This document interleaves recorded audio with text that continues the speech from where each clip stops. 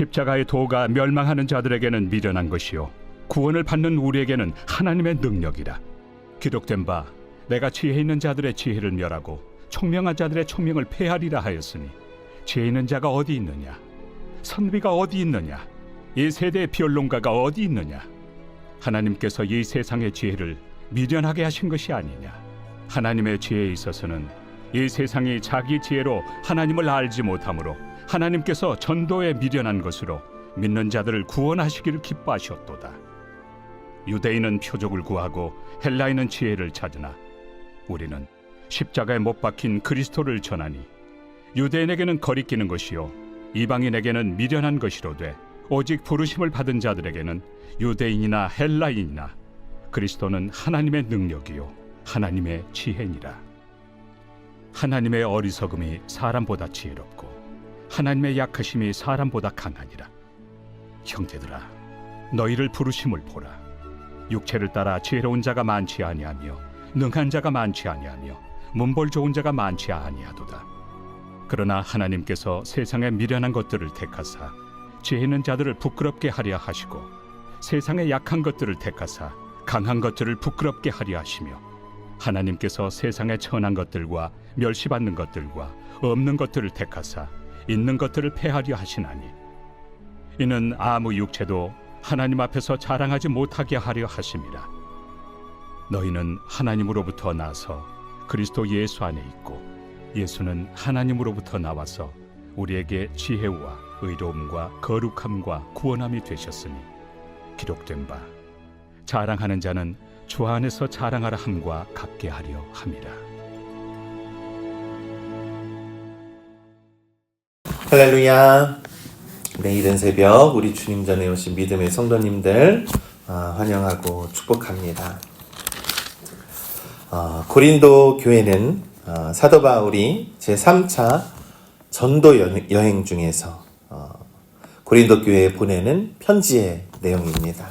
어제도 말씀드렸듯이 고린도라고 하는 도시는 굉장히 문화적으로 발달이 되어 있었고 많은 것들이 문명이 잘 발달이 되어서 문화적으로나 지식적으로나 지혜적으로나 사회적으로나 굉장히 고등적인 수준에 이르렀던 도시였습니다. 이 사도 바울이 고린도 교회의 이 성도들에게 이렇게 편지를 하는 것은 그들이 가지고 있는 어떠한 영적인 은사 그리고 성경 말씀에 대한 사모함 그런 것들이 잘 가지고 있었으나 그러한 지혜와 지식이 오히려 그들의 신앙과 이 십자가의 본질, 복음의 본질에 있어서는 오해가 되고 잘못 이해하게 되는 그러한 일들이 있었다라는 것이죠. 오늘 사도 바울은 18절에 말씀합니다. 십자가의 도가 멸망하는 자들에게는 미련한 것이요 구원을 받는 우리에게는 하나님의 능력이라. 십자가의 도가 이 우리 복음의 본질을 가리키고 있는 것이죠. 이 복음의 내용은 예수 그리스도의 십자가의 그 구속의 은혜를 믿을 때 우리가 구원을 얻게 된다라고 하는 사실이죠. 그런데 이 고린도 교회에 있는 성도들은요, 너무나도 지혜를 중요시 여겼고 세상의 지식도 또한 중요시 여겼다라는 겁니다. 그래서 기록된 바 내가 지혜 있는 자들의 지혜를 멸하고 총명한 자들의 총명을 폐하리라 라고 말씀하죠. 이 세상의 지혜와 지식들이 사실 십자가의 도 앞에 그리고 그리스도의 복음 앞에는 헛된 것이다 라고 말씀하고 있는 것입니다. 여러분, 오늘날 이 세상에는요, 이 예수님의 복음보다도 더 중요시 여기는 지식과 가치와 지혜가 너무나도 많이 있습니다. 특별히 우리 젊은 청년들 세대에서는요, 사실 더 이상 이 성경이 가르치고 있는 그 말씀의 귀한 가치를 중요시 여기지 않게 되는 시대를 살아가는 것이죠. 왜냐하면 오히려 세상을 살아갈 때에 이 하나님의 말씀이 그들에게는 도움이 되지 않는다라고 느끼고 있기 때문입니다. 그러다 보면 세상의 이치를 위해서, 세상의 지식을 위해서, 세상의 지혜를 더욱더 주목하며 살아가고 있는 것이지요. 그러면서 사도 바울이 말씀합니다. 20절의 말씀에 지혜 있는 자가 어디 있느냐? 선비가 어디 있느냐? 이 세대의 변론가가 어디 있느냐? 하나님께서 이 세상의 지혜를 미련하게 하신 것이 아니냐? 그러나 사도 바울은 말씀합니다. 이 세상의 지혜보다 하나님의 세우신 그 지혜가 더 너무나도 높고 위대하다라는 겁니다. 21절의 말씀에 하나님의 지혜에 있어서는 이 세상이 자기 지혜로 하나님을 알지 못하므로 하나님께서 전도에 미련한 것으로 믿는 자들을 구원하시기를 기뻐하셨도다. 이렇게 말씀합니다. 우리 믿음의 성도 여러분, 세상은요, 이 세상의 이치와 세상의 논리에 따라서 살아가라고 그렇게 가르치죠. 그러나 우리가 예수 그리스도를 믿는 우리 그리스도인들은 복음의 본질을 가장 중요시 여기며 하나님의 말씀과 하나님의 뜻을 더욱더 중심으로 여기며 살아가야 한다. 예수 그리스도의 십자가의 복음을 믿는 자들의 그러한 구원을 하나님께서 기뻐하신다라고 말씀합니다. 24절은 이렇게 말씀합니다. 오직 부르심을 받은 자들에게는 유대인이나 헬라인이나 그리스도는 하나님의 능력이요 하나님의 지혜이니라. 아멘. 구원의 복음을 우리가 선포하고 우리가 주 예수 그리스도의 복음을 전도합니다. 그것이 바로 교회의 생명을 불러 일으키는 것이고 교회를 세우는 원동력이지요. 우리가 그것을 위해서 부르심을 받았다라는 겁니다.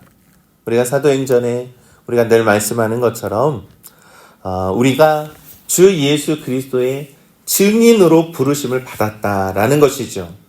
그래서 부르심을 받은 자들에게는 유대인이나 헬라인이나 예수님은 하나님의 능력이요 예수님은 하나님의 지혜이니라. 우리는 이것을 전하는 겁니다. 그래서 이 세상의 수많은 논리와 이 세상의 이치보다 하나님의 말씀과 주 예수 그리스도의 십자가의 복음으로 교회를 세워 나아가는 것, 그것이 바로 우리가 가진 복음의 사명이라는 것을 우리가 믿는 것입니다. 그러면서 사도 바울은 26절에 말씀합니다. 형제들아 너희를 부르심을 보라. 육체를 따라 지혜로운 자가 많지 아니하며 능한 자가 많지 아니하며 문벌 좋은 자가 많지 아니하도다. 이 고린도 교회에는 몇 가지 문제가 있었다라고 했습니다. 어제 말씀에서도. 이 성도들이 이 파벌을 만들게 되었다라는 거예요. 누구의 말씀이 더 좋아? 누구의 가르침이 더 좋아? 라고 하면서 예수 그리스도의 중심을 가지고 있는 것이 아니라 그들은 오히려 하나님의 말씀을 잘 지혜롭게 푸는 사람, 너무나도 지혜롭고 너무나도 판단이 훌륭한 사람. 그러니까 마치 우리가 예수님을 믿고 교회 안에서 생활을 하지만 그 믿음의 중심의 모든 기준은 세상의 지혜를 따라서 있었다라는 겁니다. 그래서 27절에 사도 바울이 말씀하기를 그러나 하나님께서 세상에 미련한 것들을 택하사 지혜 있는 자들을 부끄럽게 하려 하시고 세상에 약한 것들을 택하사 강한 것들을 부끄럽게 하시며 28절에 하나님께서 세상에 천한 것들과 멸시받는 것들과 없는 것들을 택하사 있는 것들을 패하려 하시나니 아멘. 이렇게 말씀을 합니다.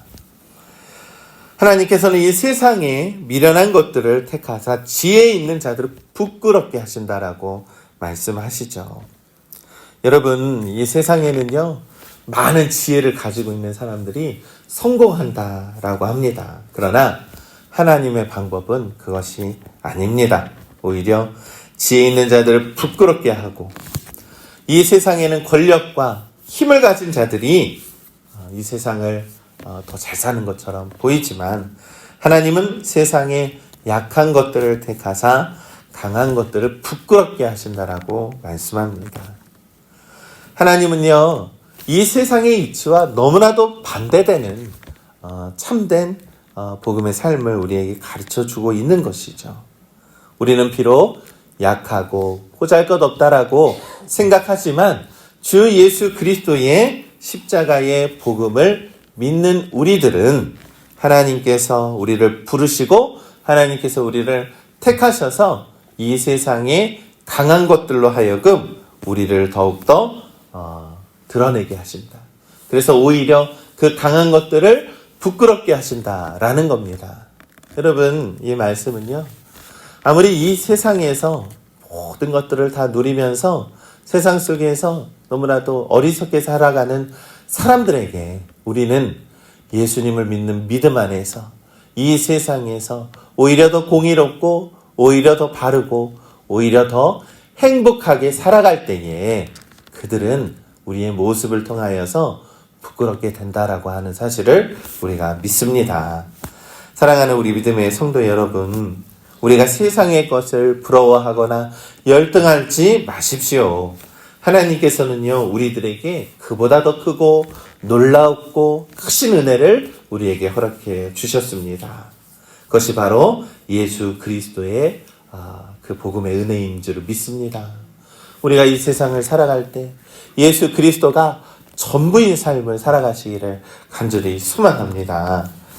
그러면서 30절은 말씀합니다. 너희는 하나님으로부터 나서 그리스도 예수 안에 있고 예수는 하나님으로부터 나와서 우리에게 지혜와 의로움과 거룩함과 구원함이 되셨으니 31절 기록된 바 자랑하는 자는 주 안에서 자랑하라 함과 같게 하려 함이라.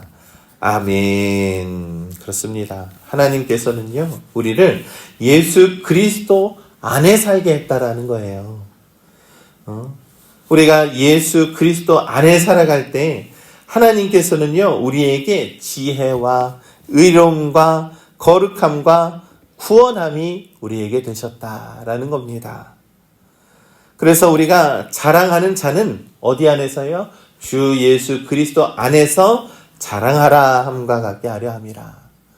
예수 안에서 우리가 살아갈 때에 지혜와 의로움과 거룩함과 구원함과 주 예수 그리스도 안에서 살아갈 때에 우리의 모습을 통하여서 우리의 삶을 통하여서 하나님을 기쁘게 하고 주님을 자랑하는 삶을 살아갈 때에 하나님은 더욱더 기뻐하신다라고 하는 사실을 우리가 믿습니다. 사랑하는 우리 믿음의 성도 여러분, 십자가의 도가 이 세상 사람들에게는 참 무가치하게 보인다라고 하죠. 그거 믿어서 뭐해? 교회 다니면 뭐해? 이렇게 얘기할지 모릅니다. 그러나 멸망하는 자들에게는 그 십자가의 도가 미련한 것이다라는 것입니다. 그러나 우리는 그 예수 그리스도의 복음의 가치를 너무나도 잘 알고 있는 우리 믿음의 성도들인 줄 믿습니다. 그래서요, 우리 세상의 것에 열등하고 부러워하며 살아가는 것이 아니라 세상의 지혜를 더욱더 중요시 여기면서 판단하며 살아가는 것이 아니라 우리는 주 예수 그리스도 안에서 살아가는 거룩한 성도들 되시기를 간절히 소망합니다. 여러분, 우리가 주님 안에서 살아갈 때에는요, 그 어떤 것들이 부럽지 않습니다. 또한 우리가 어떻게 살아가면 됩니까? 우리가 무엇을 하든지 간에, 무엇을 판단하든지 간에, 예수님이 기뻐하시는 판단일까? 내가 이렇게 행동을 하면 예수님이 기뻐하실까? 이렇게 우리가 생각하고 살아가면 하나님은 그 모습을 통하여서 자랑스럽게 여기신다라고 하는 귀한 말씀의 은혜가 우리들 가운데 있기를 간절히 소망합니다. 오늘도 예수님이 우리의 전부로 여기며 믿음으로 살아가는 우리 믿음의 성도님들 되시기를 우리 주님의 이름으로 간절히 축원합니다.